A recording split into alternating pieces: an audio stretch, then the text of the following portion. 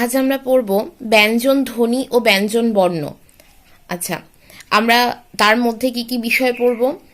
ব্যঞ্জন বর্ণ কাকে বলে পড়ব, ব্যঞ্জন বর্ণের শ্রেণী বিভাগ পড়ব, উচ্চারণ স্থান অনুযায়ী ব্যঞ্জন বর্ণ পড়ব, উচ্চারণ প্রকৃতি অনুযায়ী ব্যঞ্জন বর্ণ পড়ব, শীষ ধ্বনি, অর্ধস্বর, তরল স্বর, পার্শ্বিক ধ্বনি, অর্ধব্যঞ্জন, প্রতিবেষ্টিত বর্ণ, এই সবগুলোর একটা ধারণা আমরা আজকে পড়ব। ঠিক আছে? আচ্ছা, আমরা আগের দিন স্বরবর্ণ আর ব্যঞ্জন বর্ণের সংজ্ঞা পড়েছিলাম। আচ্ছা, আরেকবার আজকে অন্যরকম ভাবে ব্যঞ্জন বর্ণের সংজ্ঞাটা অন্যভাবেও যে আমরা বলতে পারি সেটা আমরা জেনে নেব। আমরা আগের দিন ব্যঞ্জন বর্ণের সংজ্ঞার মধ্যে পড়েছিলাম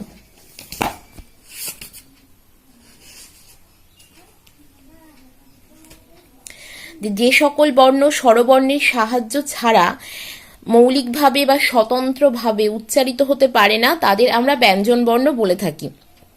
তাহলে কি স্বরবর্ণ মৌলিকভাবে বা একাকী উচ্চারিত হতে পারে, তার অন্য কোনো বর্ণের সাহায্যের প্রয়োজন হয় না, কিন্তু ব্যঞ্জন বর্ণের উচ্চারণের জন্য তার স্বরবর্ণের সাহায্যের প্রয়োজন হয়।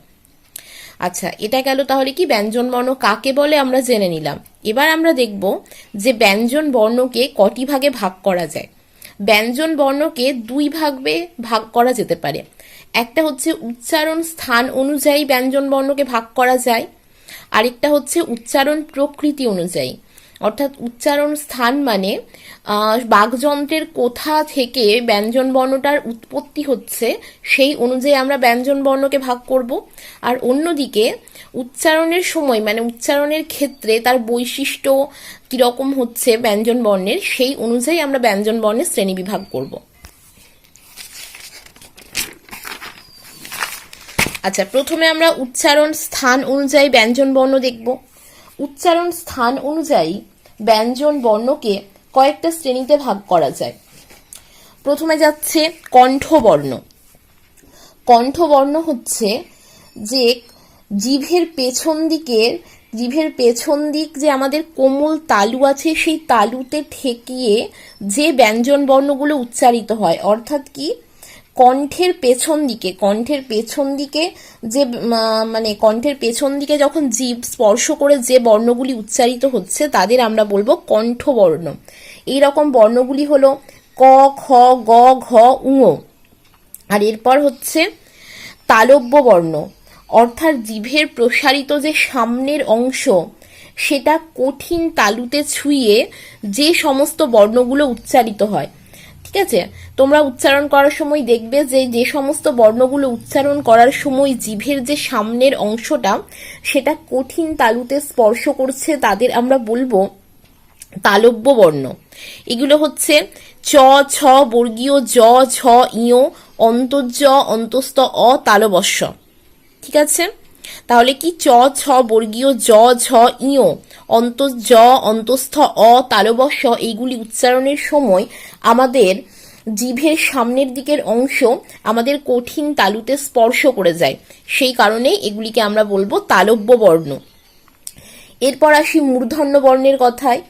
জিভের সামনের দিকের অংশ যখন তালুকে স্পর্শ করে শ্বাসবায়ুকে বাধা প্রদান করে, অর্থাৎ কি শ্বাসবায়ু যখন আমরা যে কোনো বর্ণ উচ্চারণ করি তখন শ্বাসবায়ু বেরিয়ে আসে, সেই সময় যখন জিভের সামনের দিকের অংশ তালুকে স্পর্শ করে শ্বাসবায়ুকে বাধা দেয় তখন সেই বর্ণগুলিকে আমরা বলবো মূর্ধন্য বর্ণ। যেমন ট, ঠ, ড, ঢ মূর্ধন্য, র মূর্ধন্য স। এই বর্ণগুলি উচ্চারণ করার সময় আমাদের জিভের সামনের অংশ তালুকে স্পর্শ করে শ্বাসবায়ুকে বাধা দেয়। এরপর দন্তবর্ণ। আচ্ছা, যে বর্ণগুলি উচ্চারণ করার সময় জিভের ডগা ওপরের দাঁতকে স্পর্শ করে শ্বাসবায়ুকে বাধা দেয় তাদের বলা হয় দন্তবর্ণ। তাহলে কি ত, থ, দ, ধ দন্তের ন, ল দন্ত স, এই বর্ণগুলি উচ্চারণ করার সময় আমাদের জিভের ডগা ওপরের দাঁতকে স্পর্শ করে শ্বাসবায়ুকে বাধা প্রদান করে, সেই জন্য এগুলির নাম হলো দন্তবর্ণ। ওষ্ঠবর্ণ।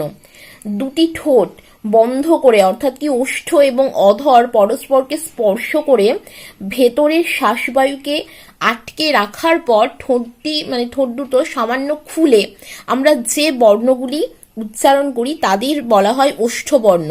যেমন প, ফ, ব, ভ, ম এগুলি উচ্চারণ করার সময় দেখো আমরা প্রথমে দুটি ঠোঁট অর্থাৎ ওষ্ঠ এবং অধর পরস্পরকে আটকে রাখছে, এরপর কি সামান্য ঠোঁট দুটো সামান্য ফাঁক করে কিন্তু আমরা এই বর্ণগুলি উচ্চারণ করতে পারি, সেই জন্য এই বর্ণগুলিকে আমরা বলবো ওষ্ঠবর্ণ।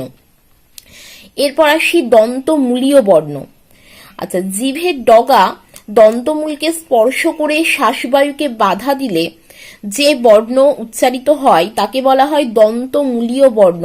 তাহলে কি জিভের ডগা দন্তমূলকে স্পর্শ করে যে বর্ণগুলি উচ্চারিত হচ্ছে তাদের আমরা বলছি দন্তমূলীয় বর্ণ। যেমন র, ল, দন্ত ন এই বর্ণগুলি উচ্চারণ করার সময় দেখো জিভের ডগা কিন্তু আমাদের দন্তমূলকে স্পর্শ করছে। এরপর কি স্বরতন্ত্রীয় বর্ণ বা কণ্ঠনালীয় বর্ণ। স্বরতন্ত্রীয় বর্ণেরই অপর নাম কণ্ঠনালীয় বর্ণ। আচ্ছা, স্বরতন্ত্রী যখন পরস্পরের দিকে এগিয়ে এসে মধ্যবর্তী যে শ্বাসবায়ু তার পথটাকে রুদ্ধ বা খানিকটা সংকুচিত করে দেয়, ঠিক আছে, তখন যে ধ্বনি উৎপন্ন হয় বা যে বর্ণ উচ্চারিত হয় তাদের আমরা বলবো স্বরতন্ত্রীয় বা কণ্ঠনালীয় বর্ণ। আচ্ছা, হ উচ্চারণ করার সময় দেখো হ উচ্চারণ করার সময় কি হয়, স্বরতন্ত্রী দুটো পরস্পরের দিকে এগিয়ে এসে মধ্যবর্তী যে শ্বাসবায়ু তার পথকে খানিকটা রুদ্ধ করে দেয় বা সেই শ্বাসবায়ুর পথটাকে অনেকটা ছোট করে দেয়, সেই কারণে হকে আমরা বলি স্বরতন্ত্রীয় বা কণ্ঠনালীয় বর্ণ। আচ্ছা, আমরা এই উচ্চারণ স্থান অনুযায়ী ব্যঞ্জন বর্ণগুলো কোথা থেকে উচ্চারিত হচ্ছে সেটা একটা চার্টের সাহায্যে মনে রাখতে পারি। দেখো, কণ্ঠবর্ণ কণ্ঠ এবং জিহ্বা মূল থেকে উৎপন্ন হচ্ছে। তালব্য বর্ণ তালু এবং জিহ্বা মধ্য থেকে উচ্চারিত হচ্ছে। মূর্ধন্য বর্ণ মূর্ধা ও উল্টানো জিহ্বাগ্র থেকে উচ্চারিত হচ্ছে। দন্তবর্ণ দন্ত ও জিহ্বাগ্র থেকে উচ্চারিত হচ্ছে। ওষ্ঠবর্ণ ওষ্ঠ ও অধর থেকে উচ্চারিত হচ্ছে। দন্তমূলীয় বর্ণ দন্ত ও জিহ্বা ও দন্ত মূল থেকে উচ্চারিত হচ্ছে। স্বরতন্ত্রীয় বা কণ্ঠনালীয় বর্ণ জিহ্বা ও কণ্ঠনালী থেকে উৎপন্ন হচ্ছে। তাহলে কি এই চার্টের সাহায্যে আমরা উচ্চারণ স্থান অনুযায়ী বর্ণগুলো শ্রেণীবিভাগও দেখলাম এবং কোন বর্ণটা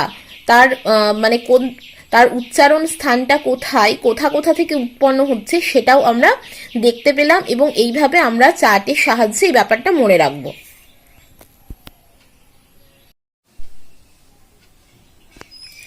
এবার আমরা উচ্চারণ প্রকৃতি অনুযায়ী যে ব্যঞ্জন বর্ণের শ্রেণী বিভাগ সেগুলো আমরা দেখে নেব। আচ্ছা, উচ্চারণ প্রকৃতি বা উচ্চারণ বৈশিষ্ট্য অনুযায়ী ব্যঞ্জন বর্ণকে আমরা মূলত 4 ভাগে ভাগ করেছি: স্পর্শবর্ণ, অন্তঃস্থবর্ণ, উষ্মবর্ণ এবং আশ্রয় স্থানভাগী বর্ণ। আচ্ছা, তোমরা বইয়ে অন্যরকম ভাগ দেখতে পারো, কিন্তু আমার মনে হয় বিভিন্ন বইয়ে বিভিন্ন রকম ভাগ আছে, কিন্তু এইভাবে মনে রাখলে আমাদের মনে রাখতে সুবিধা হবে। আচ্ছা, তাহলে কি উচ্চারণ বৈশিষ্ট্য বা উচ্চারণ প্রকৃতি অনুযায়ী আমরা ব্যঞ্জন বর্ণকে 4 ভাগে ভাগ করতে পারি: স্পর্শবর্ণ, অন্তঃস্থবর্ণ, উষ্মবর্ণ, আশ্রয় স্থানভাগী বা অযোগবাহ বর্ণ। আচ্ছা, এবার স্পর্শবর্ণকে আমরা কয়েকটা ভাগে ভাগ করেছি, মোট 6টা ভাগে ভাগ করেছি: অল্পপ্রাণ বর্ণ, মহাপ্রাণ বর্ণ, অঘোষ বর্ণ, ঘোষ বর্ণ, ঘৃষ্ট বর্ণ এবং নাসিক্য বর্ণ বা অনুনাসিক বর্ণ। এবার আমরা প্রত্যেকটা কাকে বলে এবং কোন কোন বর্ণগুলোকে সেই ভাগের মধ্যে ফেলবো সেটা জেনে নেব। প্রথম ভাগ হচ্ছে স্পর্শবর্ণ। আচ্ছা, স্পর্শবর্ণ বা স্পর্শবর্ণের অপর নাম হচ্ছে স্পৃষ্ট বর্ণ বা বর্গীয় বর্ণ, ঠিক আছে। আচ্ছা, এবার কাকে বলে জেনে নিই। ক থেকে ম পর্যন্ত যে 25টা ব্যঞ্জন বর্ণ আছে, এই 25টা ব্যঞ্জন বর্ণ উচ্চারণ করার সময় আমরা দেখি যে জিহ্বার কোনো না কোনো অংশ কণ্ঠ, তালু, মূর্ধা, দন্ত বা ওষ্ঠ, অধরকে স্পর্শ করে বলে এই 25টা বর্ণকে স্পর্শ বর্ণ বলে। অর্থাৎ কি, এই প্রত্যেকটা, সেটা কণ্ঠ, তালু, মূর্ধা, দন্ত, ওষ্ঠ, অধর, এরা পরস্পর কেউ কাউকে না কাউকে স্পর্শ করে। ঠিক আছে, এই কারণে এই বর্ণগুলোকে বলা হয়েছে স্পর্শ বর্ণ। আবার এই স্পর্শ বর্ণগুলো উচ্চারণ করার সময় যে ধ্বনিবাহী বাতাস বা শ্বাসবায়ুর যে বেরোনোর পথ, সেটা সম্পূর্ণভাবে রুদ্ধ হয় বা বন্ধ হয়ে যায়। ঠিক আছে, এই জন্য এই বর্ণগুলোর আরেকটা নাম হচ্ছে পৃষ্ঠবর্ণ। আচ্ছা, আবার আমরা তাহলে কি দেখছি, ক থেকে ম পর্যন্ত এই 25টা বর্ণ উচ্চারণ করার সময় জিহ্বার কোনো না কোনো অংশ কি করছে, কণ্ঠ, তালু, মূর্ধা বা দন্তকে স্পর্শ করছে, কিংবা অধরকে ওষ্ঠ স্পর্শ করছে বলে এই 25টি বর্ণকে আমরা বলছি স্পর্শ বর্ণ। আবার অন্যদিকে এই বর্ণগুলি উচ্চারণ করার সময় যে শ্বাসবায়ু, তার বেরোনোর পথ সম্পূর্ণভাবে বন্ধ হয়ে যাচ্ছে, সেই জন্য আমরা এদের বলছি পৃষ্ঠবর্ণ। আবার অন্যদিকে কি হচ্ছে, এই স্পর্শবর্ণ বা স্পৃষ্ট বর্ণগুলোকে আমরা 5টি বর্গে ভাগ করতে পারি। ক থেকে ম পর্যন্ত 5টা বর্গ, ক বর্গ, চ বর্গ, ট বর্গ, ত বর্গ, প বর্গ। এক একটা বর্গের মধ্যে 5টি করে বর্ণ রয়েছে। ক বর্গের মধ্যে রয়েছে ক, খ, গ, ঘ, ঙ। চ বর্গের মধ্যে রয়েছে চ, ছ, বর্গীয় জ, ঝ, ঞ। ট বর্গের মধ্যে রয়েছে ট, ঠ, ড, ঢ, মূর্ধন্য। ত বর্গের মধ্যে রয়েছে ত, থ, দ, ধ, দন্তের ন। প বর্গের মধ্যে রয়েছে প, ফ, ব, ভ, ম। আচ্ছা, তাহলে কি দেখা গেল, এই 5টা বর্গ রয়েছে এই স্পর্শবর্ণ বা স্পৃষ্টবর্ণের মধ্যে। সেই কারণে স্পর্শবর্ণ বা স্পৃষ্টবর্ণের অপর নাম হচ্ছে বর্গীয় বর্ণ। আচ্ছা, এবার আমরা স্পর্শবর্ণের যে ভাগগুলো সেগুলো আমরা দেখে নেব। প্রথমে কি আছে, অল্প প্রাণ বর্ণ। আচ্ছা, এই যে আমরা 5টা বর্গ বললাম স্পর্শ বর্ণের মধ্যে, এর বর্গগুলোর কি, প্রত্যেকটা বর্গের প্রথম এবং যে তৃতীয় বর্ণ, সেগুলি উচ্চারণের সময় কি হয়, নিঃশ্বাস বায়ু আমাদের জোরে বের হয় না, ঠিক আছে, আস্তে বের হয়। অর্থাৎ কি, সেই কারণে এই বর্ণগুলোকে আমরা বলছি অল্প প্রাণ বর্ণ। তাহলে কি, অল্প প্রাণ বর্ণ হলো প্রত্যেক বর্গের প্রথম এবং তৃতীয় বর্ণ, যেগুলি উচ্চারণ করার সময় নিঃশ্বাস বায়ু জোরে বের হয় না, আস্তে বের হয়, তাদের আমরা বলবো অল্প প্রাণ বর্ণ। তাহলে কোন কোন বর্ণ পড়ছে এর মধ্যে, ক, গ, চ, বর্গীয় জ, ট, ড, ত, দ, প আর ব। ঠিক আছে, তাহলে আমরা এই বর্ণগুলিকে বলবো অল্প প্রাণ বর্ণ। এরপর আসি মহাপ্রাণ বর্ণে। প্রতি বর্গের দ্বিতীয় ও চতুর্থ বর্ণের উচ্চারণের সময় নিঃশ্বাস জোরে বের হয়। ঠিক আছে, সেই কারণে এই বর্ণগুলিকে বলা হয় মহাপ্রাণ বর্ণ। তাহলে কি, প্রত্যেক বর্গের দ্বিতীয় ও চতুর্থ বর্ণের উচ্চারণের সময় নিঃশ্বাস জোরে বের হয় বলে এই বর্ণগুলিকে আমরা বলি মহাপ্রাণ বর্ণ। এর মধ্যে কোন কোন বর্ণগুলো পড়ছে, খ, ঘ, ছ, ঝ, ঠ, ঢ, থ, ধ, ফ আর ভ। এই বর্ণগুলিকে আমরা বলবো মহাপ্রাণ বর্ণ। এরপর আসি অঘোষ বর্ণে।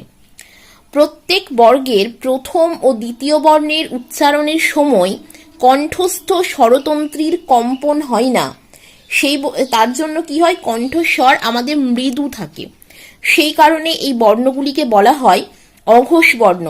তাহলে কি, প্রত্যেক বর্গের প্রথম ও দ্বিতীয় বর্ণের উচ্চারণের সময় কণ্ঠস্থ স্বরতন্ত্রীর কোনো রকম কম্পন হয় না, সেই কারণে আমাদের কণ্ঠস্বর মৃদু থাকে, তাই এইগুলিকে বলা হয় অঘোষ বর্ণ। ক, খ, চ, ছ, ট, ঠ, ত, থ, প, ফ, এই বর্ণগুলিকে আমরা বলবো অঘোষ বর্ণ। এরপর হচ্ছে ঘোষ বর্ণ। প্রত্যেক বর্গের তৃতীয়, চতুর্থ ও পঞ্চম বর্ণের উচ্চারণের সময় বাতাসের ধাক্কায় কণ্ঠস্থ স্বরতন্ত্রীর কম্পন হয় বলে আমাদের কণ্ঠস্বর গম্ভীর হয়, সেই কারণে এই বর্ণগুলিকে আমরা বলি ঘোষ বর্ণ। তাহলে কি, প্রত্যেক বর্গের তৃতীয়, চতুর্থ এবং পঞ্চম বর্ণের উচ্চারণের সময় বাতাসের ধাক্কায় কণ্ঠস্থ স্বরতন্ত্রীর কম্পন হয় বলে কণ্ঠস্বর গম্ভীর হয়ে থাকে। সেই জন্য এই বর্ণগুলিকে আমরা বলবো ঘোষ বর্ণ। যেমন গ, ঘ, ঙ, বর্গীয় জ, ঝ, ঞ, ড, ঢ, মূর্ধন্য, দ, ধ, দন্তন্য, ব, ভ, ম, এই সকল বর্ণগুলি উচ্চারণের সময় আমাদের কণ্ঠস্বর গম্ভীর হয়ে থাকে, সেই জন্য এগুলিকে আমরা বলবো ঘোষ বর্ণ। এবার আসি ঘৃষ্ট বর্ণে। আচ্ছা, যে ব্যঞ্জন বর্ণগুলো উচ্চারণের সময় বাতাসে বাকযন্ত্রের সামান্য ঘর্ষণে ঊষ্মধ্বনির স্পর্শ লাগে, ঠিক আছে, অর্থাৎ আমাদের কণ্ঠস্বর কিছুটা কি হয়, কিছুটা নাসিক্য ধ্বনির কাছাকাছি যায়, ঠিক আছে, কিছুটা নাকি উচ্চারণ হয়, ঠিক আছে, সেই কারণে, সম্পূর্ণ নয় কিন্তু খানিকটা, সেই কারণে এদের আমরা বলবো ঘৃষ্ট বর্ণ। তাহলে কি, যে ব্যঞ্জন বর্ণগুলোর উচ্চারণের সময় বাতাসে বাকযন্ত্রের সামান্য ঘর্ষণে ঊষ্মধ্বনির স্পর্শ লাগে এবং তার ফলে কি হয়, তার ফলে আমাদের যে এই বর্ণগুলো উচ্চারণ করার সময় কিছুটা আমাদের নাকি সুরের মতো একটু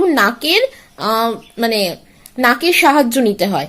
যেমন চ, ছ, বর্গীয় জ, ঝ, সেই কারণে এদের বলা হয় ঘৃষ্ট বর্ণ। এরপর আসি নাসিক্য বর্ণ বা অনুনাসিক বর্ণ। প্রত্যেক বর্গের পঞ্চম বর্ণ উচ্চারণের সময় মুখের ভেতরের যে বায়ু, সেটা মুখবিবর দিয়ে বের না হয়ে কিছুটা নাক দিয়েও বেরোয়, সেই কারণে এই বর্ণগুলোকে বলা হয় নাসিক্য বর্ণ বা অনুনাসিক বর্ণ। আচ্ছা, এই বর্ণগুলো উচ্চারণ করার সময় আমরা দেখতে পাই যে আমাদের একটু নাকি সুর এরকম একটা দেখা যায়, অর্থাৎ নাকের কিছুটা প্রভাব থাকে। আচ্ছা, সেই কারণে এদের নাম হচ্ছে নাসিক্য বর্ণ বা অনুনাসিক বর্ণ। তাহলে প্রত্যেক বর্গের পঞ্চম বর্ণ ঙ, ঞ, মূর্ধন্য, দন্তন্য আর ম, এই বর্ণগুলো উচ্চারণের সময় মুখের ভেতরের যে বাতাস, সেটা শুধুমাত্র মুখ বিবর দিয়ে না বের হয়ে নাক দিয়েও খানিকটা বের হয়, সেই কারণে এই বর্ণগুলিকে বলা হয় নাসিক্য বর্ণ বা অনুনাসিক বর্ণ। আচ্ছা, এবার আসি অন্তঃস্থ বর্ণে। অন্তঃস্থ শব্দের অর্থ হলো মাঝে, অর্থাৎ যে ব্যঞ্জন বর্ণগুলি স্পর্শবর্ণ ও ঊষ্ম বর্ণের মধ্যে বা মাঝে অবস্থিত তাদের বলা হয় অন্তঃস্থ বর্ণ। এই বর্ণগুলো হলো যেমন অন্তর্জ, র, ল, ব, এই বর্ণগুলি স্পর্শবর্ণ বা স্পৃষ্টবর্ণ এবং ঊষ্ম বর্ণের মাঝে অবস্থিত, তাই এদের বলা হয় অন্তঃস্থ বর্ণ। আচ্ছা, এবার পড়ব ঊষ্ম বর্ণ। যে সমস্ত ব্যঞ্জন বর্ণ উচ্চারণ করার সময় উষ্মা প্রকাশিত হয় বা শ্বাসবায়ুর প্রাধান্য থাকে, অর্থাৎ জোরের সঙ্গে শ্বাসবায়ু বের হয়, তাদের বলা হয় ঊষ্ম বর্ণ। তালবস্য, মূর্ধনস্ব, দন্তস্ব আর হ, এই বর্ণগুলি উচ্চারণ করার সময় একটা উষ্মা বা শ্বাসবায়ু একটু জোরের সঙ্গে বের হয়, তাই এদের বলা হয় ঊষ্ম বর্ণ। এরপর আশ্রয় স্থানভাগী বর্ণ বা অযোগবাহ বর্ণ, এই দুটো হচ্ছে অনুস্বার আর বিসর্গ। আচ্ছা, যে বর্ণগুলো অন্যান্য স্বরবর্ণের আশ্রয় ছাড়া, অর্থাৎ কি তার আগের স্বরবর্ণের আশ্রয় ছাড়া উচ্চারিত হতে পারে না, তাদের বলা হয় আশ্রয় স্থানভাগী বর্ণ। আচ্ছা, অনুস্বার আর বিসর্গ যেহেতু পূর্ববর্তী স্বরবর্ণের সাহায্য ছাড়া বা আশ্রয় ছাড়া উচ্চারিত হতে পারে না একাকী, সেই জন্য এদের বলা হয় আশ্রয় স্থানভাগী বর্ণ। আবার অন্যদিকে স্বর বা ব্যঞ্জন, স্বরবর্ণ বা ব্যঞ্জন বর্ণ কোনো কিছুর সঙ্গেই এই বর্ণ দুটোর কোনো রকম যোগ নেই, সেই কারণেই এরা অযোগ। আবার উচ্চারণের ক্ষেত্রে এরা বিভিন্নভাবে সাহায্য করে, সেই কারণে এদের অপর নাম হচ্ছে অযোগবাহ বর্ণ। আচ্ছা, এবার আমরা এগুলো ছাড়াও আরো কিছু বিশেষ কিছু ধ্বনি সম্পর্কে বা বিশেষ কিছু বর্ণ সম্পর্কে জেনে নেব। এবার আসি শীষ ধ্বনির কথায়। তালবস্য, মূর্ধনস্ব আর দন্তস্ব, এই তিনটি বর্ণ উচ্চারণের সময় শীষের ন্যায় একটা প্রলম্বিত ধ্বনির সৃষ্টি হয়, সেই কারণে এই তিনটে বর্ণকে বলা হয় শীষ ধ্বনি। তাহলে কি, তালবস্য, মূর্ধনস্য এবং দন্তস্য এই তিনটি বর্ণ উচ্চারণের সময় শীষের ন্যায় একটা প্রলম্বিত ধ্বনির সৃষ্টি হয়। সেই কারণে এই তিনটি বর্ণকে শীষ ধ্বনি বলা হয়। এরপর আসি অর্ধস্বর। অন্তস্থ জ ও অন্তস্থ ব উচ্চারণের সময় নিম্নস্থ উচ্চারক অর্থাৎ জিহ্বা এবং অধর কি করে, ঊর্ধ্বস্থ উচ্চারক অর্থাৎ তালুকে স্পর্শ করে শ্বাসবায়ুর গতিপথে একটা বাধা সৃষ্টি করে। এই জন্য কি হয়, শ্বাসবায়ুর গতিপথ সেই সময় স্বরধ্বনির মতো পুরোপুরি বাধাহীন হয় না। আবার ব্যঞ্জন বর্ণ উচ্চারণের সময় যেরকম পুরোপুরি বাধার সৃষ্টি হয়, তেমন পুরোপুরি বাধারও সৃষ্টি হয় না, মাঝামাঝি অবস্থায় থাকে, হালকা একটা বাধার সৃষ্টি করে। সেই জন্য অন্তস্থ জ এবং অন্তস্থ বকে বলা হয় অর্ধস্বর। তাহলে আমরা কি অর্ধস্বর কাকে বলছি? অন্তস্থ জ এবং অন্তস্থ ব উচ্চারণের সময় নিম্নস্থ উচ্চারক অর্থাৎ জিহ্বা এবং অধর ঊর্ধ্বস্থ উচ্চারক অর্থাৎ তালু এবং ওষ্ঠকে স্পর্শ করে শ্বাসবায়ুর গতিপথে সামান্য বাধা সৃষ্টি করে শ্বাসবায়ুর যাতায়াতের গতিপথকে পুরোপুরি বাধাহীন থাকে না, আবার পুরোপুরি সেটা বাধা যুক্তও থাকে না। সেই কারণে এদেরকে বলা হয় অর্ধস্বর, অর্থাৎ এগুলি পুরো স্বরধ্বনি নয়, অর্ধস্বর, অর্ধেক স্বর, কারণ কিছুটা এটা স্বরধ্বনির মতো ব্যবহার করে। আচ্ছা, এরপর আসি তরল স্বর। র এবং ল এই বর্ণগুলি উচ্চারণের সময় জিহ্বা হালকা বাধা পায়, অর্থাৎ জিভ তালুকে হালকাভাবে স্পর্শ করে, সে কারণে র এবং লকে বলা হয় তরল স্বর। তাহলে কি দেখলাম? তরল স্বর, র এবং ল উচ্চারণের সময় জিভ হালকাভাবে বাধা পায়, অর্থাৎ জিভ তালুকে হালকাভাবে স্পর্শ করে, সেই কারণেই র এবং লকে আমরা বলবো তরল স্বর। এরপর আসি পার্শ্বিক ধ্বনি। ল উচ্চারণের সময় জিভের অগ্রভাগ উপরের যে পাটি আমাদের তার দন্তমূলকে স্পর্শ করে এবং জিভের দুই পাশ দিয়ে বায়ু নির্গত হয়, সেই কারণে লকে আমরা বলি পার্শ্বিক ধ্বনি। তাহলে কি, ল উচ্চারণের সময় দেখো জিভের অগ্রভাগ উপরের পাটির দন্তমূলকে স্পর্শ করছে এবং তার ফলে জিভের দুই পাশ দিয়ে মুখবিবর থেকে বায়ু বেরিয়ে যাচ্ছে, এই জন্য লকে বলা হয় পার্শ্বিক ধ্বনি। এরপর আসি অর্ধ ব্যঞ্জন। দন্ত ন, ম, র, ল এই ধ্বনিগুলি প্রয়োজনে কখনো কখনো ব্যঞ্জন ধ্বনির মতো, আবার কখনো কখনো যখন প্রয়োজন হয় তখন ব্যঞ্জন ধ্বনির সঙ্গে যুক্ত হয়ে আবার স্বরধ্বনির মতো আচরণ করে। এদের এই অদ্ভুত চরিত্রের জন্য এদেরকে অর্ধ ব্যঞ্জন বলা হয়। তাহলে কি, দন্ত ন, ম, র, ল এগুলো কখনো কখনো প্রয়োজনে ব্যঞ্জন ধ্বনির মতো, আবার কখনো কখনো ব্যঞ্জন ধ্বনির সঙ্গে যুক্ত হয়ে স্বরধ্বনির মতো আচরণ করে। এদের এই অদ্ভুত চরিত্রের জন্য এই বর্ণগুলিকে অর্ধ ব্যঞ্জন বলা হয়। আচ্ছা, এবার আসি প্রতিবেষ্টিত বর্ণ। উন্তুস্ত, ডয় শূন্য র আর ঢয় শূন্য র এইগুলো সংস্কৃতের মূর্ধার উচ্চারণের জন্য বাংলায় এগুলোর আগমন হয়েছে।